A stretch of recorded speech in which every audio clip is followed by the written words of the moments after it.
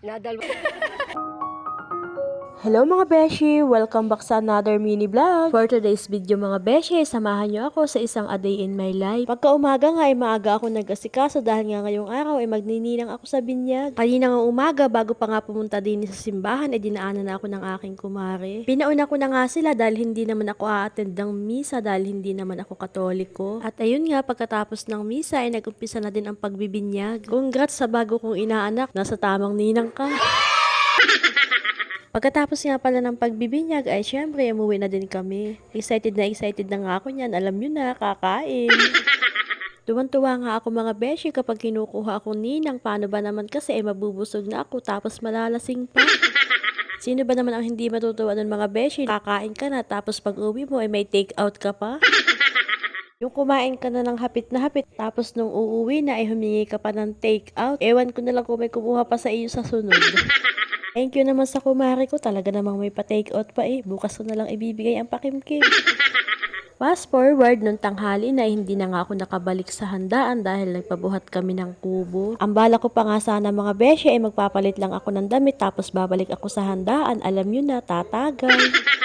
At ito nga ang nangyari mga beshi, hindi ako nakabalik dahil nga ang kubo ay nakaset up na at bubuhatin na. Sa pagpapabuhat nga ng bahay kubo na ito ay hindi pwedeng mawawala ako dahil nga ito ay bibidyohan ko. At tingnan nyo naman mga beshi, sa sobrang dami na nga na magbubuhat ay hindi pa nga nila magkangkakaya.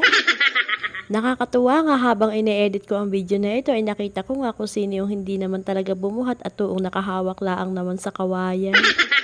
Pero okay lang yun mga beshi, hindi natin alam baka kasi pagod na din sila. Anyways, bilang pantanggal ng pagod at ng uhaw, ay may niluto nga pala kami din ng pagkain. Kaunti nga lang itong niluto ko at saktong-sakto nga lang para sa kanila. Ma-share ko nga lang pala sa inyo mga beshi na dini nga pala sa Mindoro and kapag may nagpapabuhat ng bahay ay nagtutulong-tulong at ang tawag nga doon ay bayanihan. Wala po yung kapalit na bayad o anumang halaga. Pakainin mo nga lang sila o kaya ay pagmeriendahin ay sapat na. Halos mga kaibigang mangyan na nga ang nausap namin na tumulong sa pagbubuhat nga nitong bahay kubo. Iilan-ilan na lang kasi ang mga kaibigan Tagalog na naandini dahil nga ang iba ay lumuwas na at busy na sa paghahanap buhay. Kaya naman maraming salamat sa lahat nga pala ng tumulong sa amin sa pagpapabuhat nito nga bahay kubo. Kahit nga napakasimpleng merienda lang yung niluto ko ay talaga namang na-appreciate itong mga kaibigan nating mangyan. Dahil nga sa tunay lang ang mga beshi ay minsan nga lang din sila makatikim ng mga ganitong pagkain. Sana sa mga sunod na pagkakataon ay medyo malupit-lupit na yung ating maipapatikim na merienda. At ayun na nga mga beshi, pagkatapos nilang kumain ay yagyagan na sila pauwi. Ano ba naman kasi malayo pa yung kanilang uuwian. Sa mga puntong ito mga beshi ay ako excited